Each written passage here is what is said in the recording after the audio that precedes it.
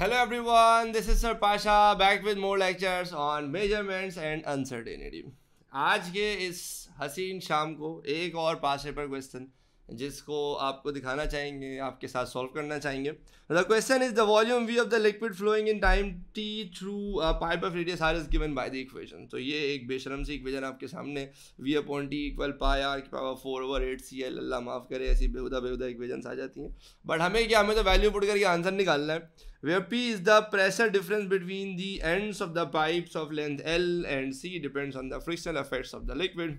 एक experiment conduct किया गया भाई, जिसमें आपको C की वैल्यू निकालनी है. आपको V ओवर T की वैल्यू दी हुई है, प्रेशर की वैल्यू दी हुई है, रेडियस की वैल्यू दी हुई है, लेंथ की वैल्यू दी हुई है, और इन सब की साथ में अनसर्टेनिटीज भी गिवन है. सबसे पहले एग्जामिनर की ख्वाहिश है कि भाई C की वैल्यू निकाल दो. तो इस इक्वेशन में बस C को सब्जेक्ट बनाना है, वैल्यूज पुट करके आंसर निकालना है. लेकिन मोर देन 80% बच्चे, 80% ज़्यादा बच्चे इस क्वेश्चन को गलत सॉल्व करते हैं. C की सही वैल्यू नहीं निकाल पाते हैं क्योंकि किसी को कैलकुलेटर यूज़ करना नहीं आता, किसी को यूनिट कन्वर्ट करना नहीं आता, किसी को सब्जेक्ट बनाना नहीं आता. अल्लाह जाने कब सीखोगे तुम लोग. तो आइए ज़रा देखते हैं. इनफैक्ट आप एक काम करो, वीडियो को पॉज करो, इस क्वेश्चन को ना पहले C की वैल्यू निकालो और फिर ज़रा आप इसको कंटिन्यू करना है. ठीक है भाई. तो V over T is equal to pi P R is the power 4 over 8 CL. सबसे पहले तो भाई हमें जिसकी वैल्यू पता है उन सब की वैल्यूज़ को एक एक करके पुट कर देते हैं और C को फिर सब्जेक्ट बना लेंगे. तो V ओवर T की वैल्यू मुझे गिवन है एज 1.2. ये जो 10 की पावर -6 है ना, ये साथ में आएगी. देखिए एक चीज़ समझा, मैं ज़रा एक छोटी सी चीज़ समझा देता हूँ इसी बहाने. देखिए आप कभी कभी ग्राफ्स बनाते हैं, ठीक है ना. ग्राफ में आप स्केलिंग करते हैं वाई एक्सिस पे, एक्स एक्सिस पे. लेट से आपने वाई एक्सिस पे रखा है डिस्प्लेसमेंट, एक्स एक्सिस पे रखा है टाइम. ठीक है, डिस्प्लेसमेंट आपने रखा मीटर में और टाइम आपने रखा सेकंड्स में. ठीक है, अब आपकी वैल्यूज़ हैं लेट से 5 exponent 5, 10 exponent 5, 15 exponent 5 and so on. अब एक तरीका तो ये है कि आप इस तरह से स्केलिंग कर लो. दूसरा तरीका ये होता है कि भाई अगर सबके साथ 10 की पावर 5 है तो एक काम करो कि लाइक यूनिट को ही लिख दो, डिस्प्लेसमेंट स्लैश यूनिट लिख दो 10 की पावर 5. ये यानी इसका अंडरस्टूड है कि नीचे जो भी वैल्यू है उसके साथ 10 की पावर 5 मल्टीप्लाई हो जाएगी. तो फॉर एग्जांपल आपने लिखा 5, 10, 15. तो क्योंकि यहाँ पर डिस्प्लेसमेंट के साथ स्लैश डाल के जो ना उसकी जो यूनिट है वो 10 की पावर 5 मीटर. इसका मतलब ही है कि यहाँ से आप जो भी वैल्यू रीड करोगे उसके साथ 10 की पावर 5 आपने लगाना है. तो बिल्कुल वैसे जब V अपॉन T आपकी फिजिकल क्वांटिटी है और स्लैश डाल के उसकी यूनिट लिखी हुई है, तो यूनिट से पहले अगर 10 की पावर -6 लिखा हुआ है, इसका मतलब नीचे जो भी वैल्यू है उसके साथ आपने 10 की पावर -6 लगा देना है.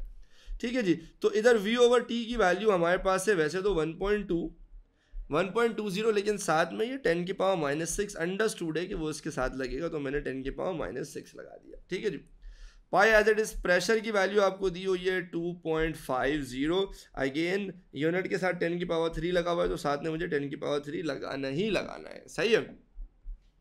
फिर R इज 0.75 मिलीमीटर्स ना, तो 0.75 मिलीमीटर्स ऐसा यूनिट नहीं है, उसको मुझे 1000 से डिवाइड करना पड़ेगा या 10 की पावर -3 से मल्टीप्लाई करना पड़ेगा ताकि ये मिलीमीटर से मीटर में कन्वर्ट हो जाए. और फिर R के ऊपर पावर 4 है तो मैं इसके ऊपर पावर 4 लगा दूंगा और फिर divided by 8 as it is, C as it is. और ये जो लेंथ है ना, ये वो वाही चीज़ है जो इंसानों की तरह मुझे ऐसा यूनिट में दी हुई है, सीधा 0.250. तो बस इस लेंथ की जगह मैं ये वैल्यू पुट कर दूंगा एज 0.250 और इस तरह मेरे पास C की वैल्यू सिंप्लीफाई करके आ जाएगी 0.001035. तो ये हो गया इस क्वेश्चन का पहला पार्ट जिसमें हमने C की वैल्यू को सक्सेसफुली डिटरमिन कर लिया है. But again this was more about basic sense of solving equations, maths. Physics का अगले पार्ट में लगेगी जहाँ पे हम थोड़ी सी अनसर्टेनिटी कैलकुलेट करेंगे. तो अगेन भाई सिचुएशन कुछ ऐसी है कि मेरे पास C की वैल्यू गिवन है 0.001035. पीछे मेरे पास इक्वेशन गिवन है V upon T is equal to pi P R to the power 4 over 8 CL. ये भी हमने निकाल लिया है. यहाँ से हमने C को सब्जेक्ट बना लेना है. तो मुझे क्योंकि C की अनसर्टेनिटी निकालनी है तो पहले C को सब्जेक्ट बना लेते हैं. तो that is going to be pi P R to the power 4 over 8 C उधर चला गया है, L एज इट इज़ और V over T as it is. अब ज़रा एक चीज़ आप समझिएगा. देखिए ये वो डाटा है जो मुझे पीछे गिवन था, ठीक है ना. तो मैं यहाँ पे वो डाटा लाके दोबारा से आपके सामने कॉपी कर देता हूँ. अब आमतौर पर सब्जेक्ट बनाने का तरीका ये होता है कि अगर if I want to make C as a subject, क्योंकि मुझे C की अनसर्टेनिटी चाहिए, तो ये टी यहाँ डिवाइड हो रहा है, वहाँ जाके मल्टीप्लाई हो जाएगा, वी वहाँ मल्टीप्लाई हो रहा है, यहाँ के डिवाइड हो जाएगा। बट यहाँ पे मैंने क्या किया, यहाँ पे मैंने पूरा इस v अपॉन टू को जो कि लेफ्ट हैंड साइड पर था, इसको राइट हैंड साइड पे लेकर आया हूँ और इस पूरे v अपॉन टी को आप देख सकते हैं डिनोमिनेटर में ले आया और सब्जेक्ट सी को मैंने सब्जेक्ट बना दिया। अब ऐसा मैं क्यों कर रहा हूँ, ऐसा इसलिए कर रहा हूँ क्योंकि देखिए मेरे पास जो डाटा गिवन है ना उसमें मुझे v और t अलग अलग नहीं गिवन है, बल्कि v अपॉन टी को एक सिंगल वेरिएबल के तौर पर ट्रीट किया गया। तो मैं भी यहाँ पे v अपॉन टी को एक सिंगल वेरिएबल के तौर पर ट्रीट करूँगा, बस इतनी सी बात है और कुछ भी नहीं। समझ रहे हो आप मेरी बात? तो अब लाइक मेरे पास c is equals to pi P R S the power 4 over 8 L into V over T. अगर मुझसे पूछा जाए कि c निकालने के लिए मुझे टोटल कितने वेरिएबल्स चाहिए, तो I need p, I need r, I need l and I need v upon t। ये 4 वेरिएबल्स हैं जो मुझे क्वेश्चन में गिवन है along with their uncertainties. P, R, L और V अपॉन टी, ये चारों वेरिएबल्स आपस में मल्टीप्लाई डिवाइड हो रहे हैं। एक कांस्टेंट भी है पाई बाई 8, बट इस कांस्टेंट को मैं इग्नोर कर दूंगा। आपको पता है फ्रैक्शनल अनसर्टेनिटी निकालते हुए कांस्टेंट्स इग्नोर हो जाते हैं। और जितने भी वेरिएबल्स आपस में मल्टीप्लाई डिवाइड हो रहे हैं उन सब की फ्रैक्शनल अनसर्टेनिटीज ऐड होती जाएंगी और जो भी जिस वेरिएबल के ऊपर जो पावर होगी वो पहले आ जाएगी। तो जरा देखिएगा सी की अनसर्टेनिटी की इक्वेशन किस तरह से बनेगी। Fractional uncertainty in C is equals to plus minus fractional uncertainty in P plus 4 times fractional uncertainty in R plus fractional uncertainty in L plus fractional uncertainty in V over T, which is uncertainty in V over T over V upon T। इस तरह से मुझे fractional uncertainty in C की equation मिल जाएगी। समझ रहे हो आप मेरी बात कि भाई ये P की जगह उसकी fractional uncertainty R की पावर 4 थी ना, तो पहले हमने लिखा है 4 और फिर लिखा है R की fractional uncertainty, फिर L की जगह फ्रैक्शनल अनसर्टेनिटी इन L, फिर V अपॉन T की जगह फ्रैक्शनल अनसर्टेनिटी इन V अपॉन T, यानी कि uncertainty in V upon T over V upon T। Mind you दोबारा बता रहा हूँ, V over T here is a single variable, उसी तरह से मुझे ट्रीट करना पड़ेगा क्योंकि मुझे क्वेश्चन में सिर्फ V और सिर्फ T की वैल्यू नहीं गिवन है, बल्कि मुझे V अपॉन T की वैल्यू गिवन है। समझ रहे हो आप मेरी बात? अच्छा, मुझे जाहिर सी बात है सिर्फ अनसर्टेनिटी इन सी चाहिए, मेरे पास फ्रैक्शनल अनसर्टेनिटी इन सी की इक्वेशन है, तो I don't think it's a real challenge for us. यहाँ पे सी लेफ्ट साइड पे डिवाइड हो रहा है, वहाँ ले जाके हम मल्टीप्लाई करा देंगे। So let's start putting in the values. Pressure की अनसर्टेनिटी है 0.05, प्रेशर की वैल्यू है 2.50। अच्छा, अगेन फिर आपका दिल तो चाहेगा कि यार इधर भी 10 की पावर 3 से मल्टीप्लाई कर देते हैं और इधर भी, लेकिन वही वाली बात है, खुद ही करोगे, खुद ही कैंसिल करोगे, फिर सोचोगे क्यों मल्टीप्लाई किया था। तो रेशोज निकालते वक्त ऊपर नीचे यूनिट कन्वर्ट करने की ज़रूरत नहीं है, किसी पर्टिकुलर फैक्टर से मल्टीप्लाई करने की ज़रूरत नहीं, क्योंकि इवेंचुअली आपने उसको कैंसिल ही कर देना।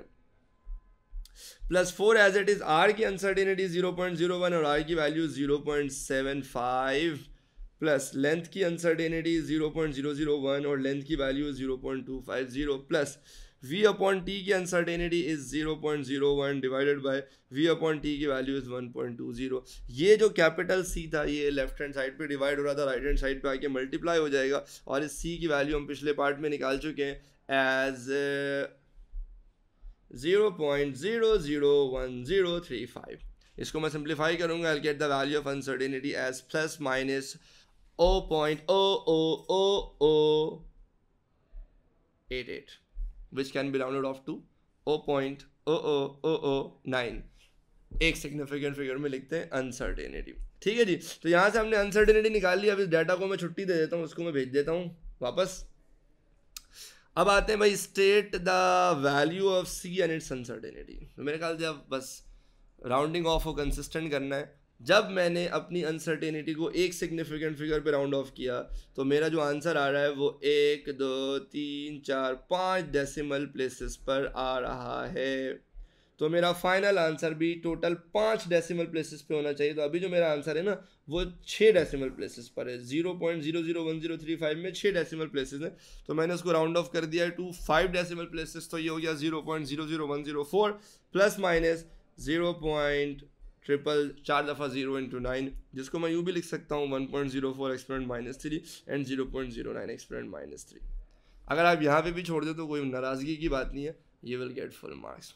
समझ रहे हो भाई? तो ये अच्छे चुन चुन के जो 3-4 बदतमीज़ किस्म के पास पेपर क्वेश्चन थे ना, जो आमतौर पर लोगों को परेशान करते हैं, और उसमें जो वेरिएशन है इट्स वेरी इंपॉर्टेंट कि वो स्टूडेंट से डिस्कस की जाए। तो I am pretty sure in questions करने के बाद अब अगर आप पास पेपर के क्वेश्चंस में कूदेंगे तो इंशाल्लाह आफाका होगा, आपको मज़ा आएगा, आप फिजिक्स के इश्क में गिरफ्तार हो जाएंगे।